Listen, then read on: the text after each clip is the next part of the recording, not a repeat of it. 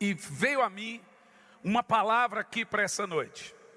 E eu falei para o pastor, pastor, eu estou sentindo muito forte de trabalhar um pouco nesse tema sobre as realidades do reino espiritual.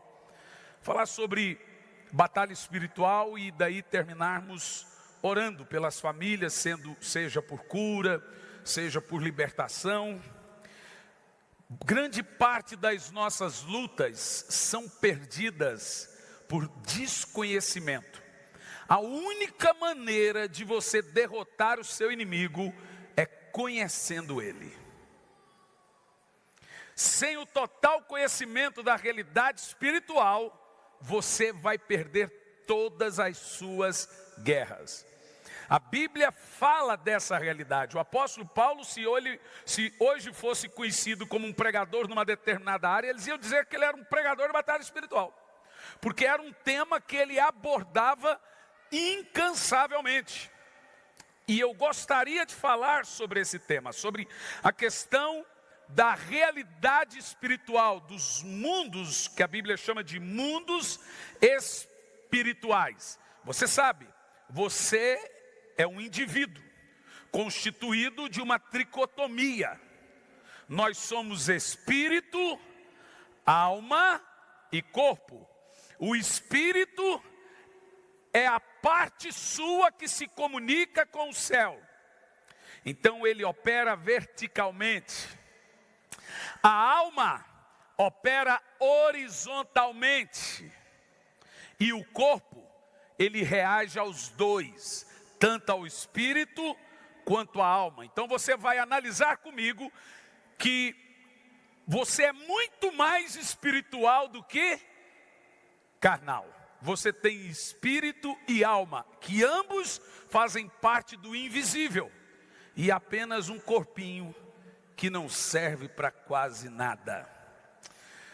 Falando sobre isso, eu quero que você abra sua Bíblia, Ezequiel 28, no versículo 12.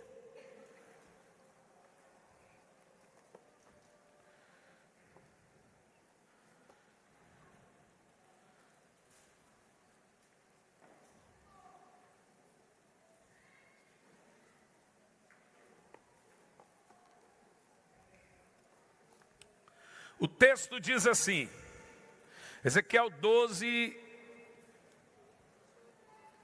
28, versículo 12. Filho do homem, levanta uma lamentação sobre o rei de Tiro. Preste atenção. Tiro era uma cidade fortificada da Ásia, uma cidade muito potentosa, poderosa. E o rei de Tiro, tem aí uma discussão, ele se chamava Itiobalus. E ele era um rei muito arrogante, muito orgulhoso. E Deus agora usa esse rei para confrontá-lo. E no meio dessa confrontação ao rei de Tiro, Deus vai usar um indivíduo como exemplo dessa confrontação. Basicamente, nós temos esse padrão também em Isaías, quando Isaías vai confrontar o rei da Babilônia. E Deus usa Lúcifer como exemplo do orgulho do rei da Babilônia. Então, se nós queremos saber sobre a realidade do reino espiritual, ela começa aqui. E diz assim, filho do homem, levanta uma lamentação sobre o rei de Tiro. E dizes, assim diz o Senhor, tu eras o selo da perfeição, cheio de sabedoria e formosura. Pode continuar, vai indo. Estivestes no Éden, agora fica claro que não está falando mais do rei. Estivestes no Éden, jardim de Deus, cobria de toda pedra preciosa, cornália, topázio, ônix, crisólito, berilo, jaspe, safira, carbúnculo, granada, esmeralda e ouro. Atento a um detalhe, Lúcifer era essas pedras, ele não vestia, ele foi feito dessas pedras. Então todas as pedras preciosas que você tem no mundo foram feitas a partir dele. Você quer ver? Em ti se faziam teus tambores e pífaros. Outra coisa que ele tinha, sons no corpo. No dia em que fostes criado, foram para ti isto preparado. Então, basicamente, você percebe que todas as pedras preciosas que nós temos foram feitas a partir do corpo desse ser. Se você estudar a geologia da Terra, você pesquisa hoje na internet a origem das pedras preciosas. Uma delas, o ouro. E se você pesquisar o ouro, você vai ver que o ouro não tem átomos terrestres. Uma coisa mais estranha. O ouro não é da Terra. É óbvio que não. Se você vê o céu, é feito de ouro. As ruas são de ouro. O rio é feito de cristal. Todas as pedras preciosas são extraterrestres. Fica evidente isso.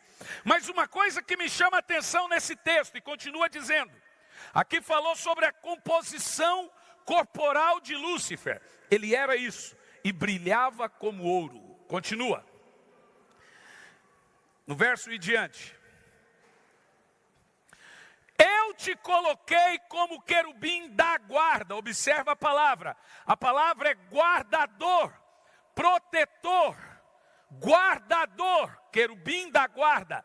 Estiveste sobre o monte santo de Deus. Andastes no meio das pedras de fogo, pedras afogueadas. Pode ir em diante. Perfeito eras nos teus caminhos, desde o dia em que fostes criado, até que se achou iniquidade em ti. Pela abundância, agora olha o que você está lendo comigo na Bíblia. Estamos falando de Lúcifer. Pela abundância do teu comércio. Sabe, eu fico me perguntando, que tipo de comércio? Pela abundância do teu comércio, o seu coração se encheu de violência, e pecastes, pelo que te lancei profanado, fora do monte de Deus. E o querubim da guarda, ó querubim da guarda, eu te expulsei do meio das pedras afogueadas. Então preste atenção nisso, para entendermos a realidade muito poderosa que nós temos no reino espiritual. Alguns teólogos consideram esse capítulo como apenas uma força de expressão, uma metáfora.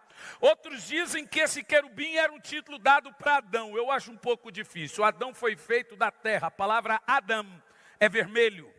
Adama. Adão não tem composições extraterrestres, nem você. Nós somos feitos daqui mesmo. O termo querubim da guarda, cheio de 10 pedras preciosas. E o que é mais interessante, que quando Deus levanta Arão, no peitoral de Arão tinha 10 pedras. E eram essas 10 pedras. Esse texto nos deixa muito claro que, pelo visto, Lúcifer era uma espécie de sacerdote. Alguns dizem que ele era ministro de louvor. É provável, nós não temos isso na Bíblia. Mas o termo se dá pelo fato de que ele tinha composições musicais. Nós temos várias classes de anjos no céu, para não falar raças. Nós temos anjos com cara de animais. Você lembra dos seres viventes? Leão, cordeiro. Anjos com cara de homens e anjos até com cara de serpente, gente. Em Isaías 1, no versículos... em Isaías 6, no versículo 1, usa-se o termo serafim. A palavra serafim é réptil de fogo. E aquele serafim tocou em Isaías. Então nós temos classes de anjos que têm 2 asas, classe de anjos que tem 6 asas, classe de anjos que tem 2 asas, 6 asas, classe de anjos que tem asas que tapam o rosto, asas que tapam os pés e 2 para voar. Nós temos os chamados querubins, e é uma classe de governos. Esses querubins são anjos que Deus fez para governar sistemas, governar ambientes. E Lúcifer era um querubim. Nós temos os serafins, que são anjos protetores, anjos purificadores. Por exemplo, esses serafins, eles andam como que um carro de fogo. A Bíblia diz que Deus monta em dois serafins e anda. Provavelmente Elias foi arrebatado por um serafim, que era um carro de fogo. Deixe-me te mostrar uma coisa, eu não sei se ele está na internet, se ele conseguir achar no meu Instagram.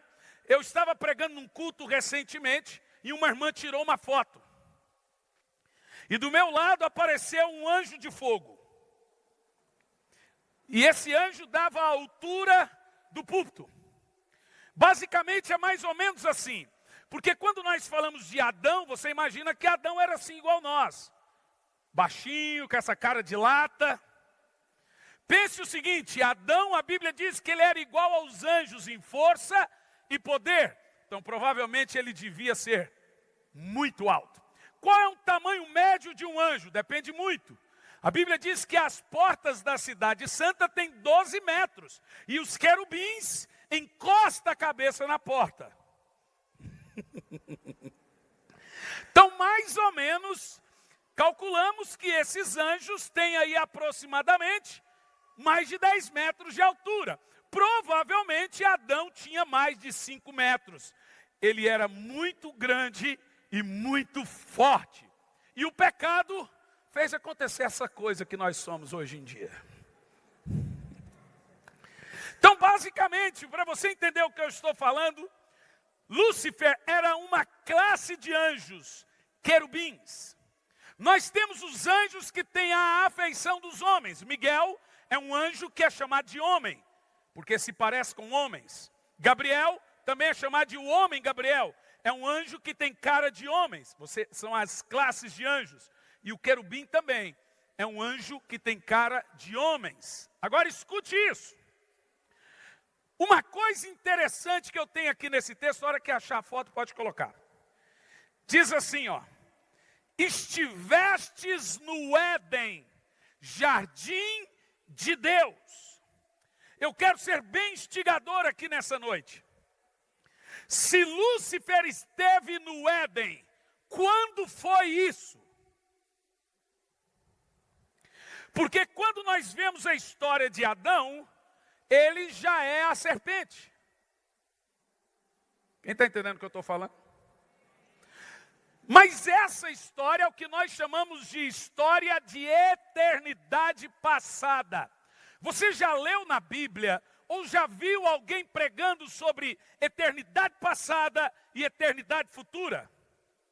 Você sabe que quando eu comecei a estudar a Bíblia, quando o pregador dizia, na eternidade passada, eu, hã?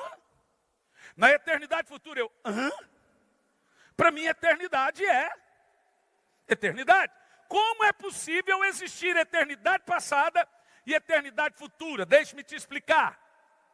Toda vez que você lê na Bíblia o termo eternidade passada, está falando de uma eternidade não contada. Quando foi que Deus criou os anjos? Quando foi que Deus criou o céu, por exemplo? Olha lá, gente. Tem como pôr nessa do meio também?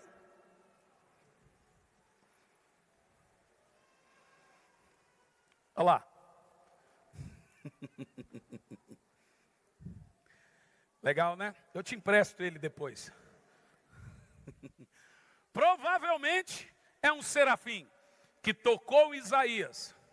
A Bíblia diz que um serafim de fogo tocou na boca de Isaías. Legal demais, né? Obrigado.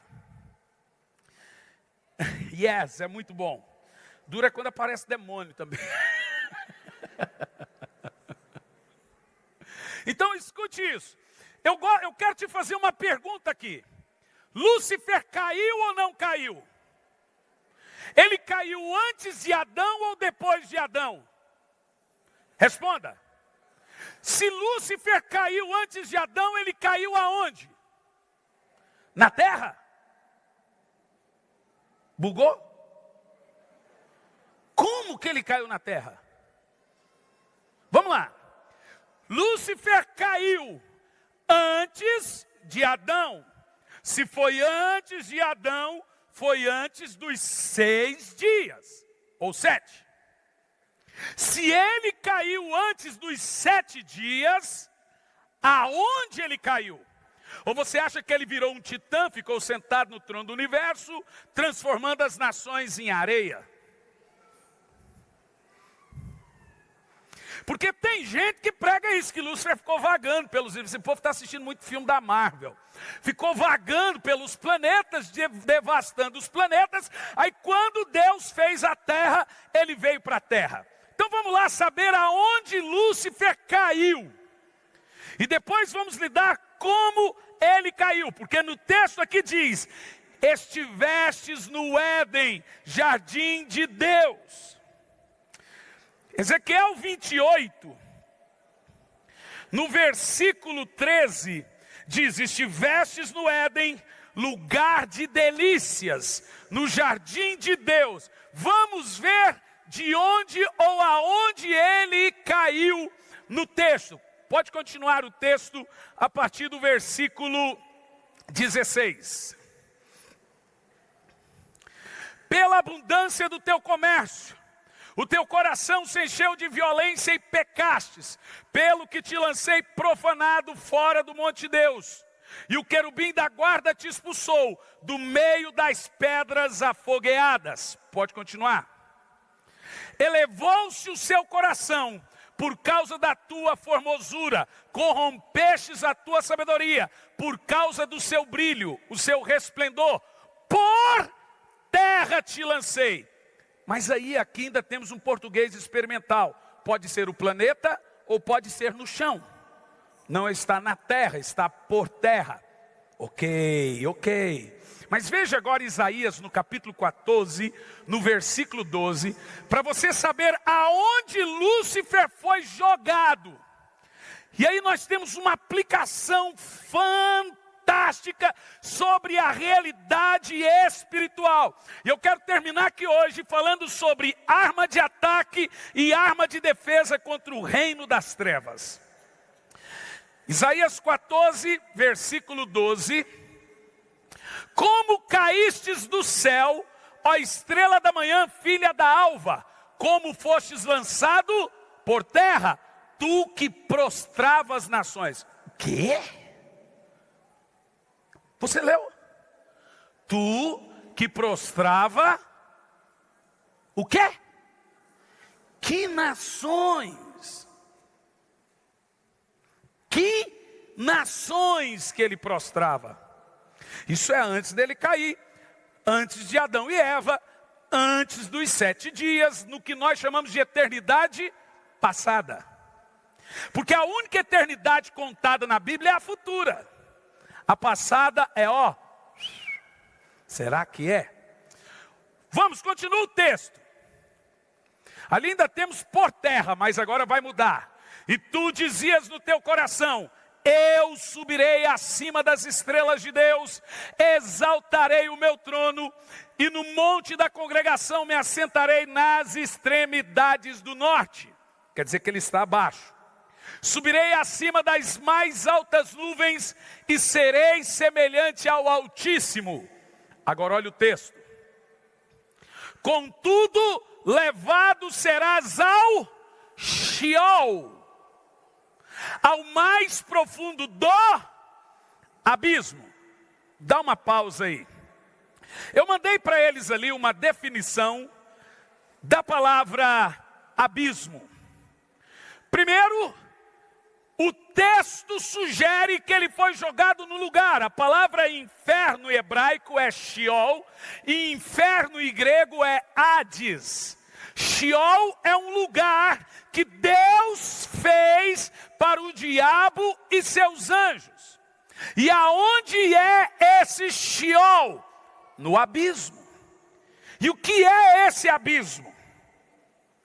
Veja comigo Gênesis capítulo 1, no versículo 1 e diante. Depois eu volto nesse texto. No princípio criou Deus os céus e a terra. Verso 2. E a terra era sem forma e vazia, e havia trevas sobre a face do abismo. Aonde ele foi jogado? Por que havia trevas? Agora você me pergunta, peraí, mas ali está tudo sem ser criado, como que está tudo sem criação se já tinha água? Pense bem, como que a terra apareceu debaixo das águas? O texto diz que havia trevas sobre o abismo e o Espírito pairava sobre as águas. Em nenhum momento dos 7 dias, você vê Deus dizendo, vamos criar a água. E nem tampouco vamos criar a terra. Ele apenas diz, faz separação entre a água e a terra. Aonde está a terra ali, gente? Embaixo das águas. Quem está entendendo o que eu estou falando? E por que que nós temos um abismo ali? Porque foi basicamente aonde estão essas trevas que Lúcifer foi jogado. Mas aí surge uma questão. Pastor, é a partir do versículo 2 de Gênesis que nós temos a criação do mundo. Olhe bem para mim. Volta o versículo 1 de Gênesis 1. Olha o termo. No princípio, criou Deus os céus e a terra. Em hebraico está assim, ó, Bereshit bara ha Elohim, vet ha shamarim. O termo significa, no princípio Deus fez tudo do nada. A palavra bara é Deus pegar e criar tudo de uma matéria inexistente. A partir do versículo 2 você não tem mais a palavra bara, você já tem a palavra haja, que significa criar do que existe. No versículo 1, é quando Deus criou o universo, é quando Deus fez os anjos, é quando Deus fez tudo perfeito em sua beleza, inclusive a terra. Mas no versículo 2 parece que alguma coisa está destoando, porque no versículo 2 diz, a terra era sem forma e vazia. Como que isso é possível? Eu pus ali a tradução, põe para mim, acha para mim o termo. Eu gosto que você olhe isso para mim, porque tem como aumentar, pôr nessa tela do meio? Também? Preste atenção, o termo que nós temos ali é a palavra vazia. A terra era sem forma e vazia. Ali nós temos a palavra hebraica, é borru. Borru não significa vazia. Borru significa o quê? Leia lá comigo. Agora volta o texto anterior. A outra definição, que nós temos a palavra tohu, sem forma. A palavra sem forma e vazia. O que se diz ali, tohu, borru. Olha o termo. A terra era sem forma e vazia. Põe a palavra primeira. A palavra sem forma. Tohu, borru. Olha o que diz tohu. Tohu significa, olha lá comigo. Tohu, o que significa? Estar devastado. Então, na realidade, o que você está vendo aqui comigo é que a terra se tornou devastada e vazia. E o que fez a terra se tornar devastada e vazia? Uma guerra. Em Gênesis capítulo 1, Deus cria tudo muito perfeito. E Ele coloca nessa terra que Ele chama de Éden mineral, como você leu comigo em Ezequiel 28. Estivestes no Éden, no jardim de Deus, anjos. E o líder desses anjos era um governo, chamado Lúcifer, ou Eiliel, é o seu nome de anjo. Quando você pega os indexes da Torá, lá está o nome dele. Na Bíblia apenas sugere o título da sua função. Esse querubim da guarda era o responsável por esse mundo de adoração que tínhamos na eternidade passada. E essa terra foi habitada por anjos. Por isso que você leu no texto que esses anjos que estavam aqui, eles eram perfeitos. Havia um lugar de adoração. É um Éden antes de Adão e Eva, como lemos em Ezequiel 28. Estivestes no Éden, você era o guardião das pedras preciosas. Mas a Bíblia Sagrada diz que esse ser foi enchendo o seu coração de violência e pecou. Ele pecou por arrogância, ele pecou por violência, ele caiu. No verso 15 diz, de Ezequiel 28, naquele tempo eras perfeito e irrepreensível. Os teus sentimentos e atitudes, desde o dia que fostes criado, até que se observou malignidade em ti. E no verso 16 diz assim, por intermédio dos teus negócios sobre a terra. No verso 16, por abundância do teu comércio, se encheu de violência. Isso é tão interessante, que voltando a Isaías 14, agora nos versos 16 e 17, vai mostrar como Deus derruba Lúcifer. Quando a terra se enche de violência, quando a terra se enche de profanação por causa de Lúcifer, Deus chama esses anjos no céu.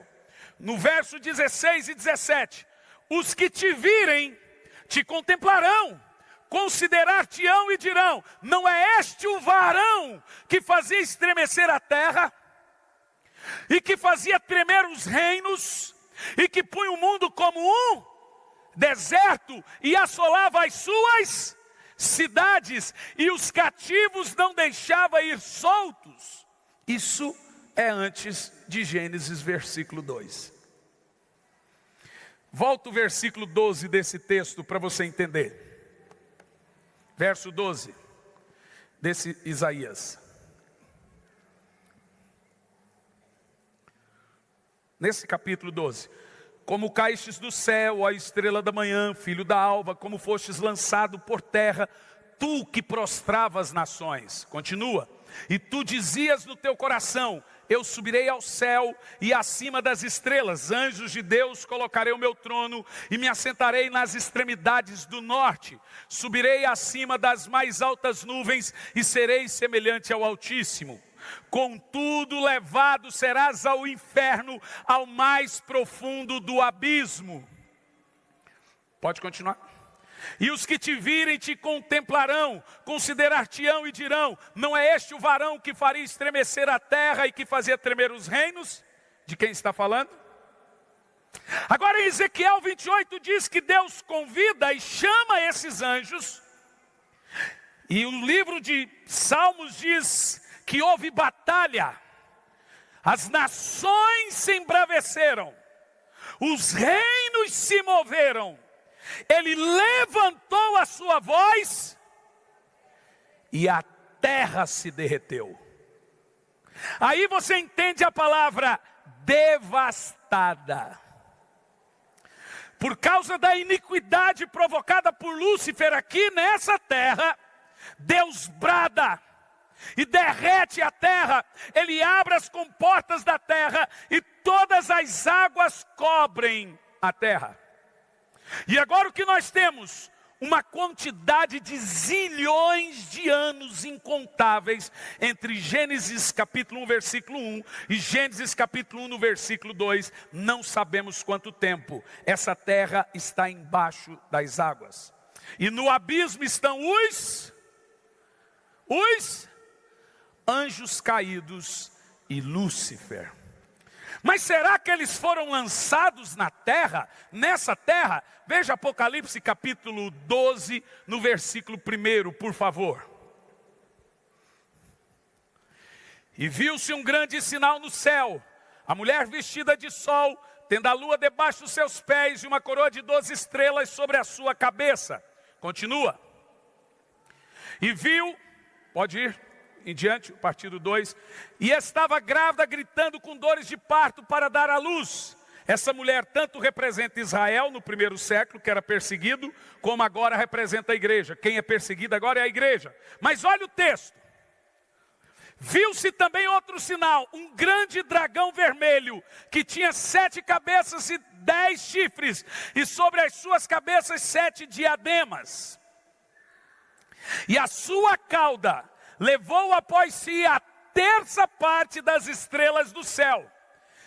E o dragão, a terça parte das estrelas do céu, e lançou-as sobre agora não é lançou-as sobre a terra, e o dragão parou diante da mulher que estava prestes para dar à luz. Satanás foi jogado na terra. Isaías diz que ele foi jogado no abismo. A Bíblia diz que Deus fez o inferno por causa deles. O inferno veio a existir. A Bíblia Sagrada diz que Deus acendeu o fogo do inferno por causa de Satanás e por causa dos seus anjos. E não pense você que o inferno está no espaço sideral, numa espécie de buraco negro. Aonde está a casa de Satanás? Nós sabemos, porque Jesus, na parábola do rico e Lázaro, fala desse abismo. Quando ele chega em Gadara e os demônios são expulsos, os demônios pedem para não ser jogados no abismo. O abismo é o que a Bíblia também chama de Sheol, ou Tártaro, ou prisão, ou inferno. É o que separa o Giena do inferno e o paraíso. E o inferno foi aceso por causa da ira de Deus, para ser e passar a ser a morada dos demônios. Jesus diz que ele foi feito para eles, para Satanás e para os seus anjos. Resta-nos saber um pouco sobre isso.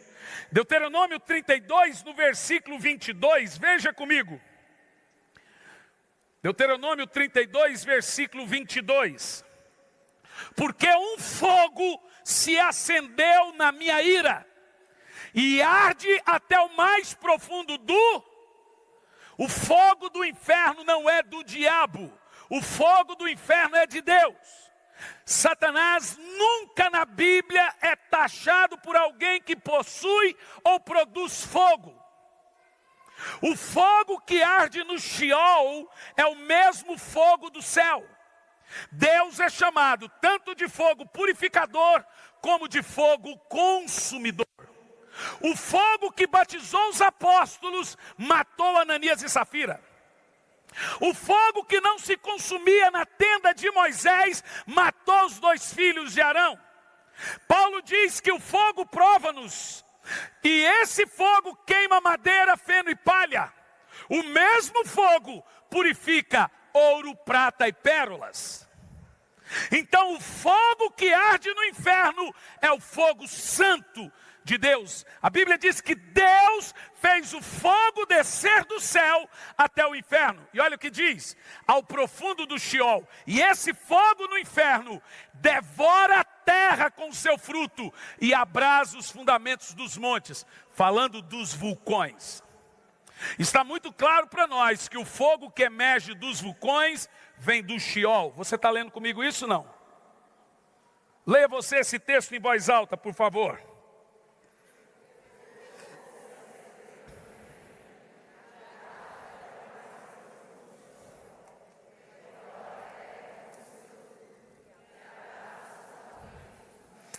Em Mateus 25 e 41, eu vou falando, você vai colocando o texto, diz assim: mas o rei ordenará aos que estiverem à esquerda. Aonde? E os da direita são benditos. Malditos os da esquerda. Apartai-vos de mim, os que estão na esquerda. E ele diz: malditos, apartai-vos de mim para o fogo eterno, que foi feito, preparado para o diabo e seus anjos. Então olhe bem para mim. Escute bem que você já está entendendo a coisa. Aonde é o inferno? Aonde está Satanás e seus anjos? Existe uma localização geográfica do inferno. Primeiro que a Bíblia diz que as pessoas vão para o inferno quando não tem Jesus. Esse grupo de gente, ele diz, malditos, e vão para o inferno, não foi feito para vocês, foi feito para o diabo e seus anjos, mas você vai para o inferno. Qual é a localização desse tempo e espaço? Talvez você pense que o inferno é espiritual. Talvez você pense que quem está lá no inferno é só a alminha. Se eu te disser que nós encontramos na Bíblia pessoas vivas, no corpo, alma e espírito, que caíram no inferno vivas. E a Bíblia diz que caíram feito pedra, porque corpo pesa, alma não. Aonde ele está? Porque hoje é uma batalha teológica na televisão. As pessoas morrem, ficam no pó da terra, ficam dormindo, ninguém vai para o céu, ninguém vai para o inferno. Você já ouviu isso? Mas será que isso é verdade? Será que é saudável as pessoas não se preocuparem com a perdição? Jesus falou mais sobre o inferno do que sobre o céu. Até mesmo no texto mor do amor de Deus, está lá o inferno, para que todo aquele que nele crê, não pereça, mas tenha a vida eterna. E perece aonde? Perece no inferno. Então olhe bem para mim. No Velho Testamento, a palavra usada para inferno é Sheol. Nós temos uma outra palavra usada que é Giena ou Vale de Rinom. Deixe-me te explicar o que é Vale de Rinom. É um lugar onde queima lixo. Israel tinha muito lixo. Então tinha um vale onde incinerava os lixos. E Jesus chamou o lugar onde vão as almas das pessoas para um lugar tipo o Vale de Rinom, para serem incineradas. E esse lugar ele chamou de Geena. É aonde estão as almas perdidas, separando-as para o julgamento. Em Salmo 9:17 diz assim: os perversos serão lançados no Sheol, no inferno, e todas as nações que se esquecem de Deus. Para onde vão as pessoas que se esquecem de Deus?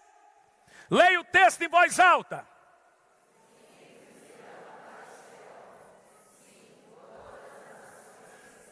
Aqui está falando de desviado, viu? Só esquece de Deus quem conhece Deus. Para onde vão essas pessoas? Sheol. Aonde está Satanás? Para onde vão os que se esquecem de Deus? Para a casa do capeta. É mesmo. Em Apocalipse 1:18, Jesus diz assim: sou eu aquele que tenho a chave da morte e do inferno. Então veja bem, não é o diabo que leva você para o inferno. Foi Deus que mandou o diabo para o inferno. E é Deus que manda os ímpios para o inferno. Em Marcos 9:43, diz assim, Marcos 9:43, e se tua mão te faz tropeçar, aqui temos uma metáfora, corte-a. É melhor entrares maneta na vida, do que tendo as duas mãos e ires para o inferno, aonde o fogo não se apaga. Então está claro e evidente que o inferno existe.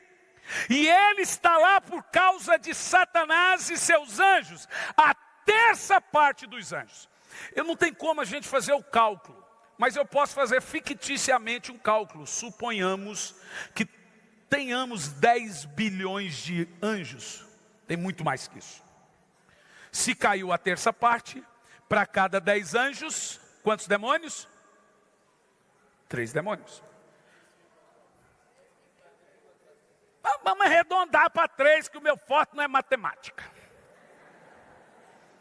Vamos, ou arredonda para 3 ou para 4. Pense o seguinte: para cada habitante da terra, nós temos 8 bilhões de habitantes, quase isso. Para cada habitante da terra, nós temos pelo menos 1 milhão de demônios. No mínimo. Meu Deus, pastor, que perigo. É verdade. Essa é a parte ruim. Mas a parte boa é que para cada demônio existente, tem 7 anjos.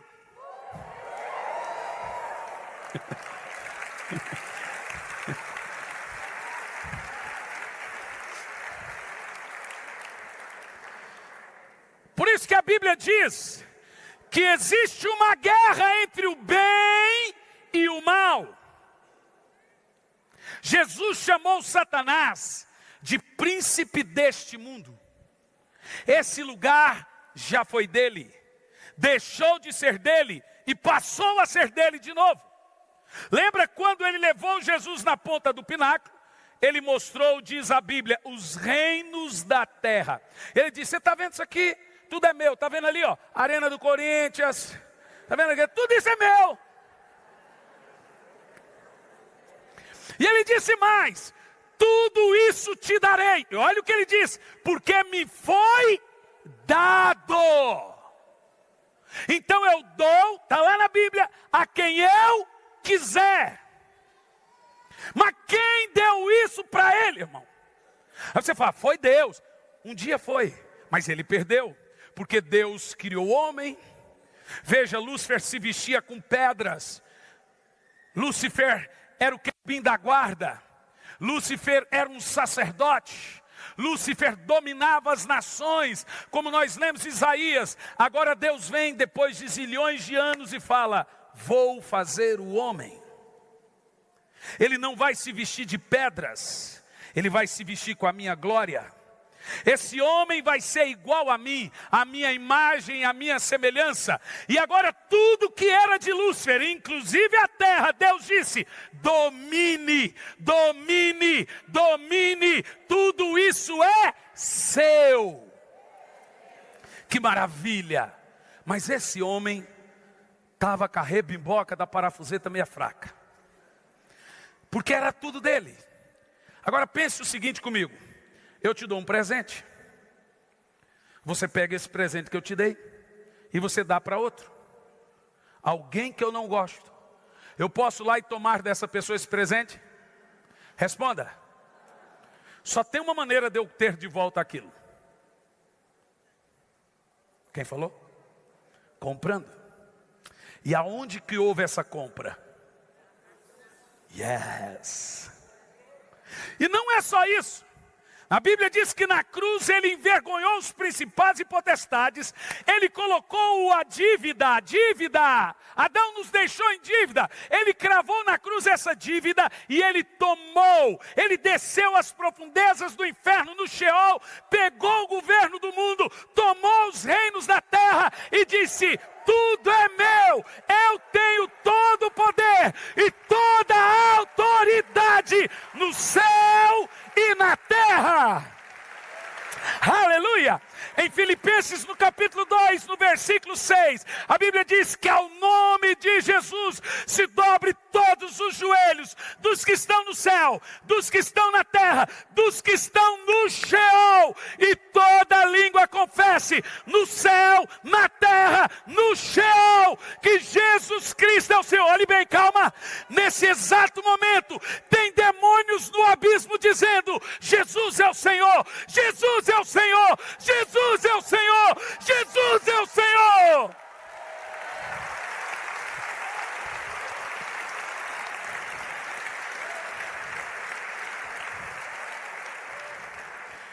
Mas pastor, onde que é o inferno?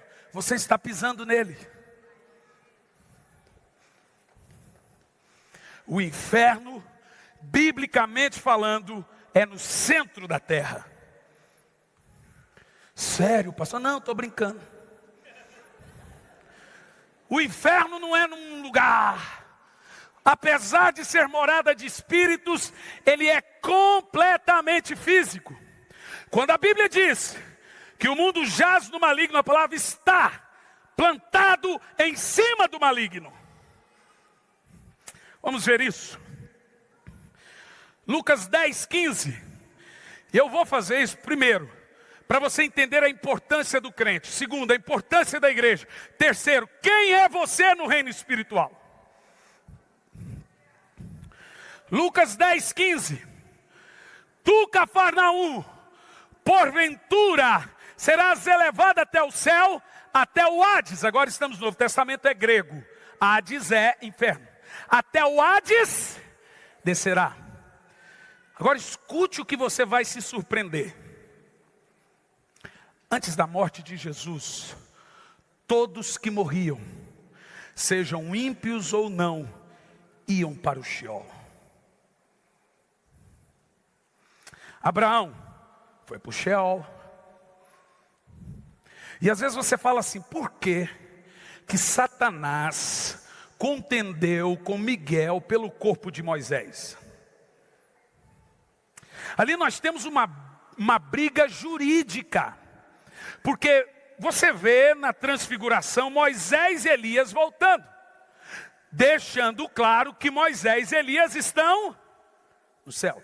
Se eles estão no céu, como pode se eles estão vivos? E como Moisés pode estar vivo se ele morreu? A Bíblia Sagrada diz que a morte reinou até Moisés. Fica evidente que Deus de alguma forma ressuscitou Moisés. Porque os mortos não voltam. E na transfiguração, nós temos Moisés, Elias e Jesus.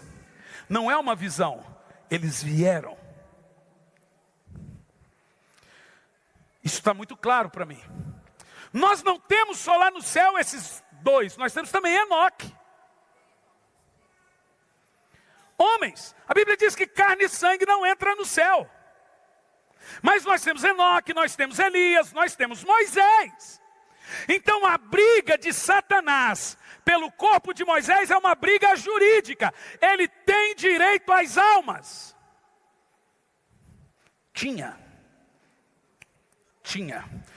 Ah, que vontade de falar agora, mas eu tenho que construir. Porque a Bíblia Sagrada diz que no Velho Testamento a configuração do inferno era um. No Novo Testamento, a configuração do inferno é outro. No Velho Testamento, eu acho que você deve ter aí uma foto feia que eu construí, dos 3 céus embaixo. É uma casinha que tem aí. Se você colocar para mim. A configuração do inferno antes da morte de Cristo é registrada em Lucas 16. Jesus fala do rico e do Lázaro. O rico morreu e foi para o inferno. Põe na tela do meio também.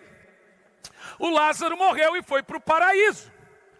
A palavra paraíso está ali, ó. Lucas 16 e 22. Aqui nós temos bem detalhado. Primeiro céu, segundo céu, terceiro céu. Embaixo do primeiro céu, que é o céu dos homens, nós temos o lugar de tormento, Lucas 16, 23. O grande abismo, na ponta do abismo Tártaro, Pedro fala que é onde estão presos alguns demônios, outros soltos. Satanás foi lançado no abismo. Você lembra que Jesus conta que o rico diz que do Giena ele contemplou a Lázaro no paraíso. E lá do lugar de tormento ele disse: pai Abraão, manda Lázaro vir aqui, molhar a minha língua com água. Sabe uma coisa interessante? Apesar do inferno terem almas, as sensações são físicas. O camarada tinha sede, sentia calor e não perdeu as lembranças. Ele sabia que tinha 5 irmãos, ele sabia que tinha pais. Veja você que a morte não muda ninguém. Do jeito que você morre, você vai. E ele está no lugar de tormento. Essa era a configuração antes da morte de Cristo. Mas nós sabemos que Jesus morreu. E a Bíblia Sagrada diz que ele desceu às profundezas da terra. Você quer ver esse texto comigo? Diga amém. Em Efésios 4, versículo 9. Se prepara que eu quero que você vibra muito. Porque você precisa entender o que é igreja, o que é ser crente. A Bíblia diz que salvação é tirar o homem do reino das trevas e transportá-lo para o reino da luz. A Bíblia diz que ser crente é ser um outro povo. Você não é judeu, você não é do mundo, mas você é igreja. É uma nova raça. A Bíblia diz raça diferente, raça eleita. É um outro tipo de gente. Você não é do mundo, mas você ainda não é do céu. Você é raça. É igreja. Olhe bem. Ora, isto, ele subiu, que é senão aquele que também desceu às partes baixas da terra. O inferno é físico. O céu é espiritual, mas o inferno é físico. E tem mais. 1 de Pedro 3, versículo 19. Aquele que... 1 de Pedro 3 e 19.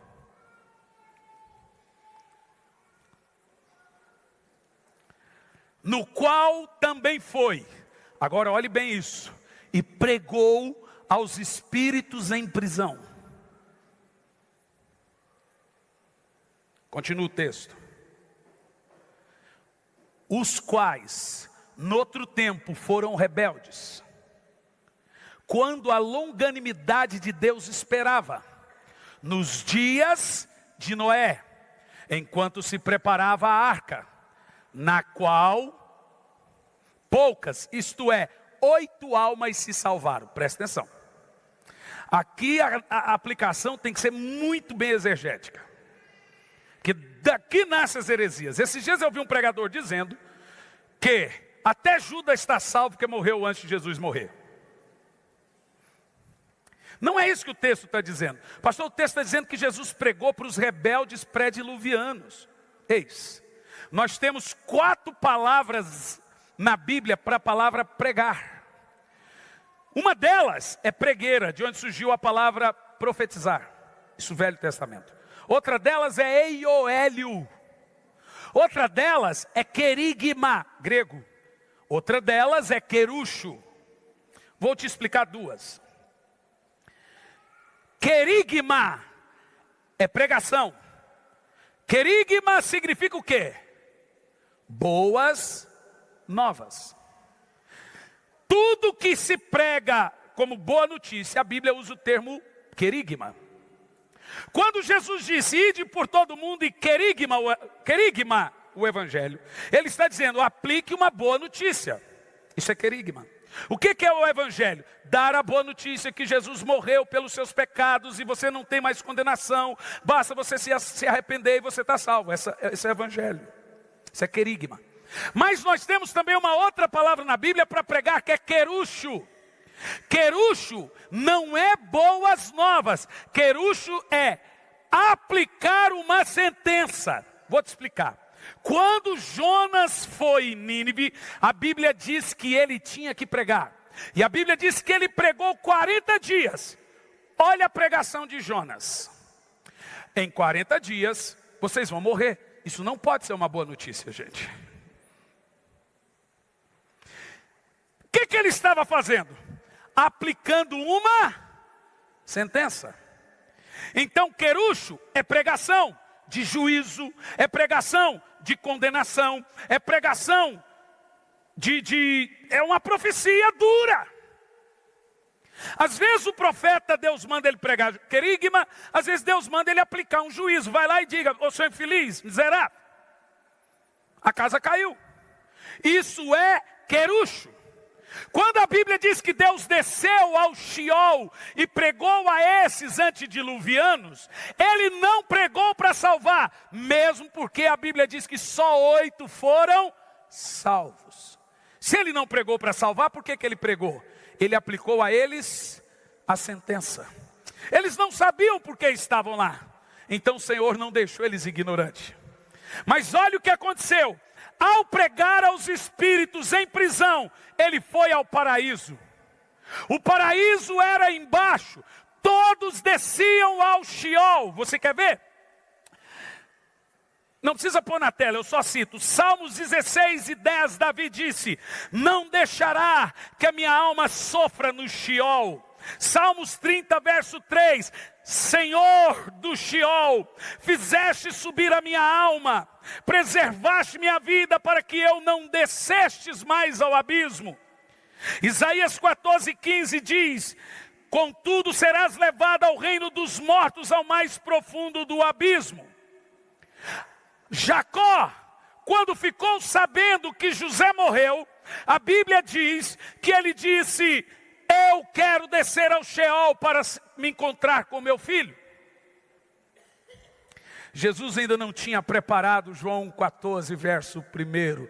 Não vos turbe o vosso coração, credes em Deus, credes também em mim. Na casa de meu pai há muitas moradas. Se não fosse assim, eu vou-lhe teria dito, pois vou para o Pai preparar o paraíso, preparar um lugar. Aleluia. Por isso que a Bíblia Sagrada diz que ele desceu. E ele fez o quê? Ele levou o cativeiro. Todos aqueles que morreram antes de Cristo, que não estavam entre aqueles ímpios, mas estavam no paraíso, como Abraão, vemos em Lucas 16, Jesus levou. E ele inaugurou um lugar chamado terceiro céu, que se chama paraíso celestial. Agora o paraíso não está mais na terra, ou embaixo. O paraíso está no céu. Em 2 de Paulo aos Coríntios 12, verso 1, o apóstolo Paulo diz que foi arrebatado ao terceiro céu, e lá ele viu coisas que não é digno falar. Ele diz: eu fui levado ao paraíso. Então o paraíso hoje é onde? No terceiro céu. E o terceiro céu fica onde? Apocalipse 6, versículo 15, por favor.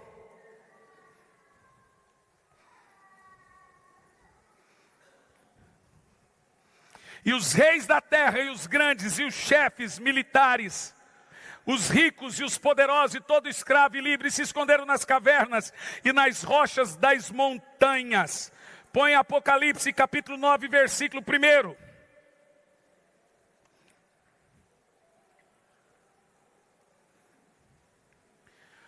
E o quinto anjo tocou a trombeta e viu uma estrela que caía do céu, e foi-lhe dada a chave do poço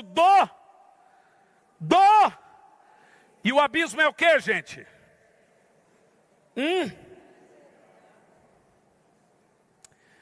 Uma coisa interessante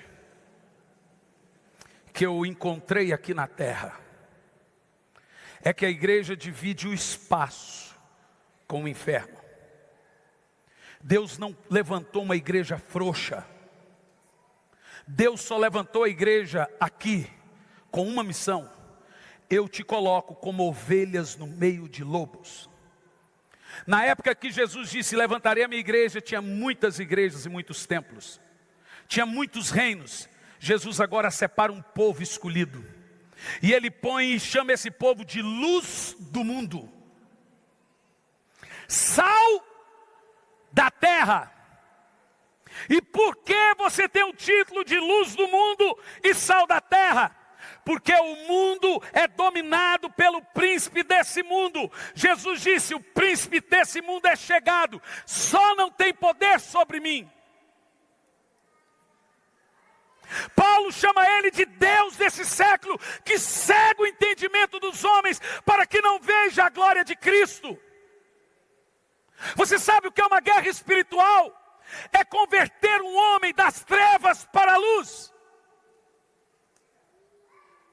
Você sabe por que você se converteu? Para ser um soldado nessa guerra, para ser um guerreiro nessa guerra, nesse lugar cheio de trevas, nesse mundo tenebroso. Paulo chama esse mundo de tenebroso, ele chama esse mundo de lugar de guerra.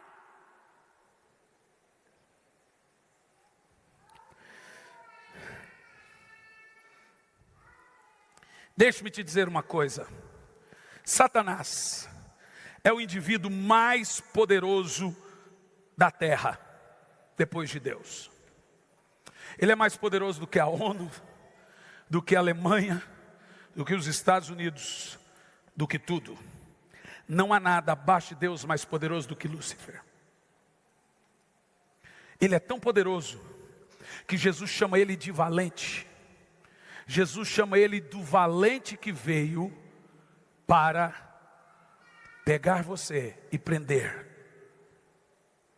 Mas tem alguém mais poderoso que o diabo.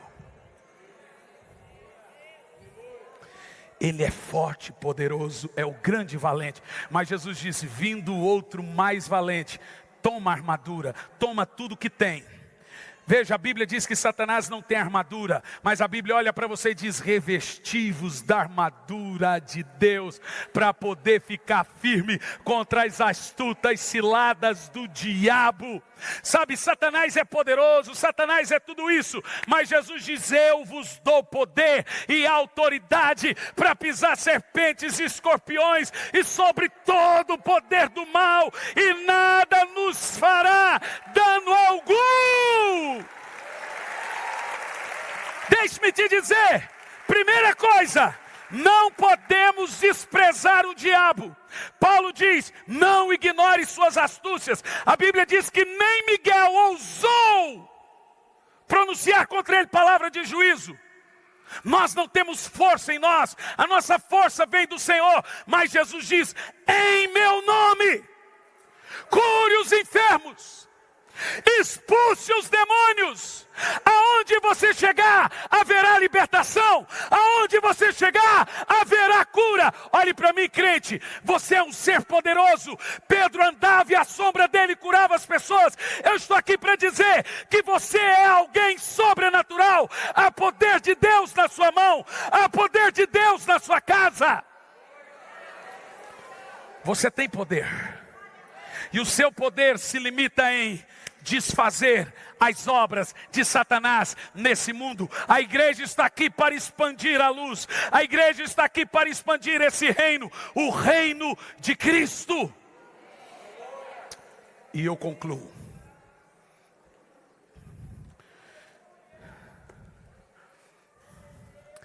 Olha aqui para mim.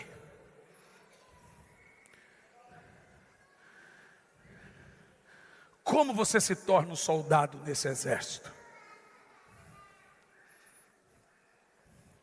Quando você é um crente, Paulo diz assim: porque as armas da nossa guerra não são carnais, mas são poderosas em Deus para destruir as fortalezas. Bom, a Bíblia diz que nós temos armas, especificamente apenas duas. Uma é de ataque, a outra é de defesa. Qual é a arma de ataque? Jesus disse: em meu nome, ataque os demônios. Com o nome de Jesus, nós atacamos. O nome de Jesus é arma de ataque. E a Bíblia diz: qual é a arma de defesa? Quando Satanás vem contra você, em Apocalipse diz que nós o vencemos pelo sangue. A Bíblia diz que quando o anjo da morte desceu no Egito, as casas que tinham sangue eram protegidas. Então olhe bem para mim, com o nome você ataca, com o sangue você se defende. Com o nome você ataca, com o sangue você se defende. Eu não durmo sem usar essas duas armas. Uma vez eu tive uma visão. E nessa visão estava cheio de demônios. E toda vez que eu pronunciava o nome, eles davam 3 passos para trás. Mas eles voltavam.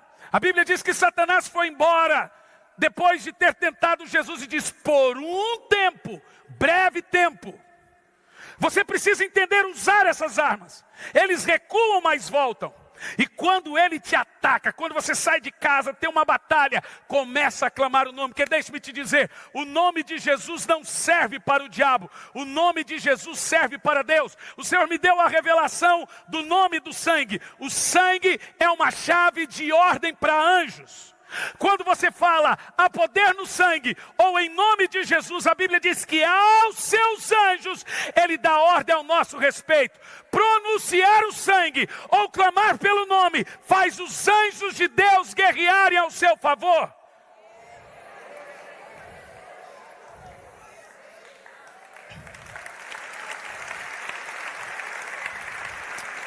Eu gosto de pôr as mãos sobre o meu filho, ou os meus filhos, e dizer: Senhor, cubra com teu sangue. Eu gosto de sair de casa e falar: Senhor, cubra com teu sangue. Os demônios não conseguem ver. Eu tive uma visão, e um demônio disse: cadê sua família? No sonho ou visão, não sei.